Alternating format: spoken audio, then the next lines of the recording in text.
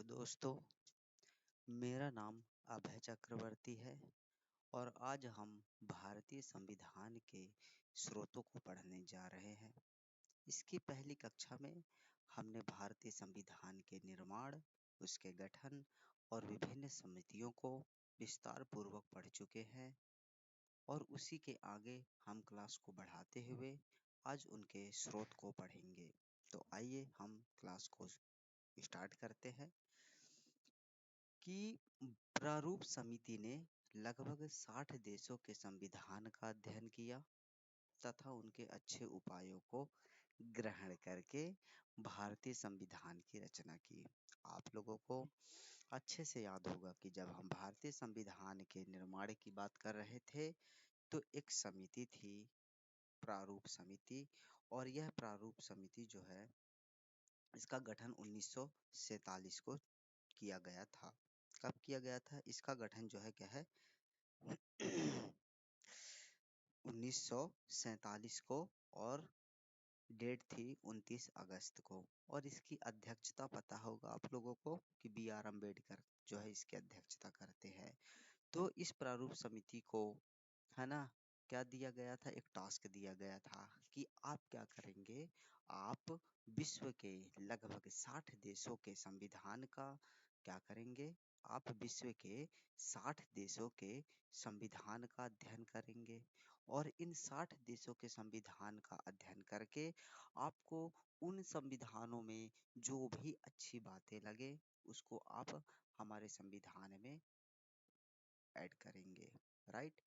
तो इसका प्रमुख जो उद्देश्य था प्रारूप समिति का यही था। दूसरा है, हमारे संविधान के मुख्य स्रोत कौन कौन से हैं? जैसे कि पहला है भारत सरकार अधिनियम 1935।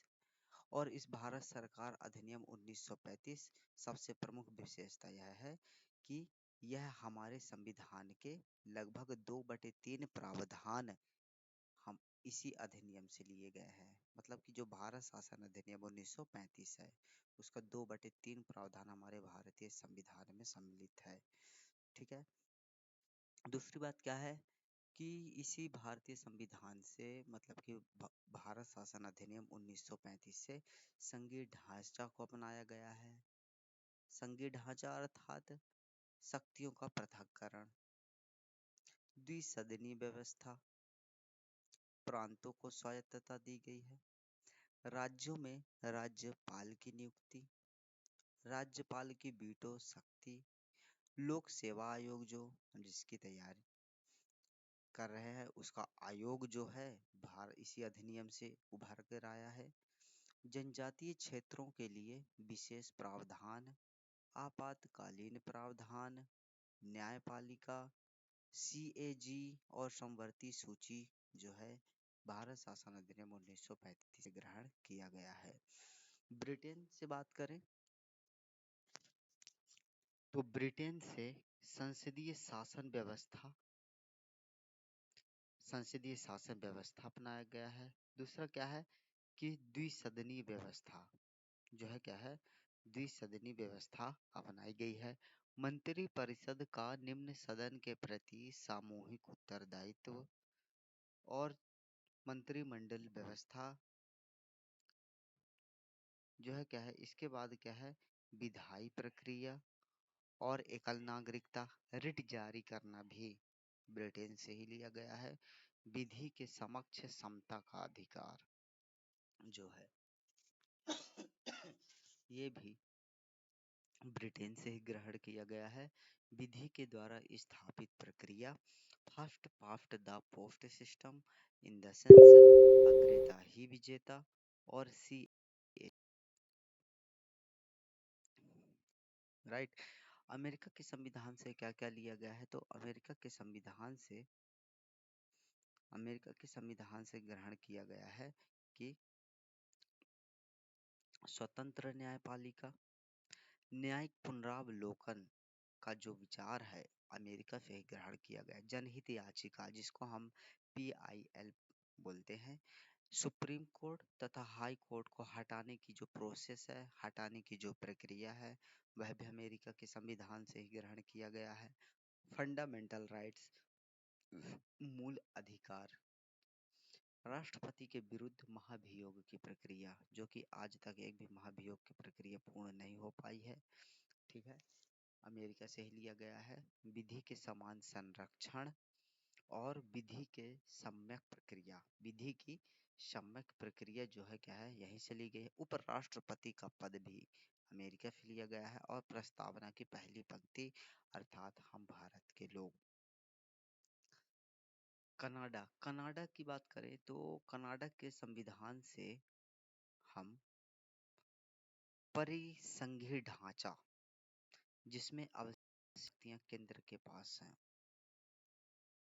है ना, कहाँ से लिया गया है, कनाडा। परिसंघीय ढांचा इन द सेंस की यूनियन मतलब केंद्र में ज्यादा पावरफुल होता है और जो राज्य होते हैं कम शक्तिशाली होते हैं। क्यों? क्योंकि केंद्र को अवशिष्ट शक्तियां प्रदान की जाती है, अर्थात यहाँ शक्तियों के पृथक्करण का सिद्धांत कनाडा से ही लिया गया है, जिसको हम परिसंघीय ढांचा बोलते हैं।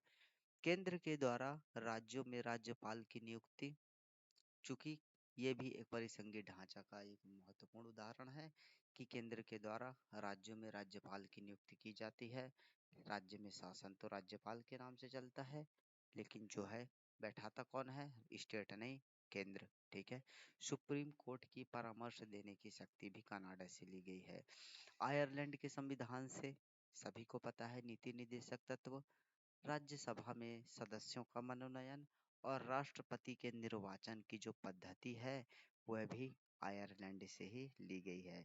दक्षिण अफ्रीका की बात करें तो दक्षिण अफ्रीका से संविधान संशोधन की प्रक्रिया दक्षिण अफ्रीका से ग्रहण की गई है। मतलब कि जितने भी संविधान संशोधन की करते हैं वह दक्षिण अफ्रीका के ही संविधान से ग्रहण किया गया है।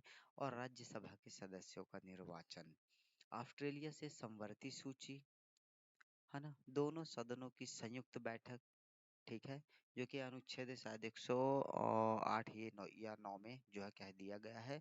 और इस प्रारूप प्रस्तावना का प्रारूप जो है क्या है, ऑस्ट्रेलिया से ही लिया गया है। अंतर्राज्यीय व्यापार वाणिज्य भी ऑस्ट्रेलिया से ग्रहण किया गया। जर्मनी की वाइमर रिपब्लिक से आपातकाल के समय जो मूल अधिकारों का निलंबन हो जाता है, क्या आपातकाल के समय मूल अधिकारों का जो निलंबन होता है वह जर्मनी से ही ग्रहण किया गया है। फ्रांस से गणराज्य, स्वतंत्रता, समानता और जो बंधुत्व है, क्या स्वतंत्रता, समानता और बंधुत्व फ्रांस की क्रांति से ग्रहण किया गया है, फ्रांस के संविधान से जो है क्या है ग्रहण किया गया है। रूस से मूल कर्तव्य और 3 प्रकार के न्याय, सामाजिक, आर्थिक और राजनीतिक न्याय जो है रूस से ग्रहण किए गए हैं। जापान में से क्या ग्रहण किया गया है कि विधि के द्वारा स्थापित प्रक्रिया, जो जापान से ग्रहण किया गया है। एक क्वेश्चन है कि क्या भारतीय संविधान एक उधार का थैला है? आपको ये 5 मार्कर में मेरे को जो है क्या है करके सेंड करना है, ठीक है। आपको डिस्क्रिप्शन में टेलीग्राम की लिंक मिल जाएगी। तो दोस्तों, आप लोगों को वीडियो कैसे लगी? आशा करता हूँ यह वीडियो आपको काफ़ी पसंद आई होगी। तो मेरे इस प्रयास को सार्थक बनाने के लिए मेरे इस चैनल को सब्सक्राइब करें और लाइक करें। धन्यवाद।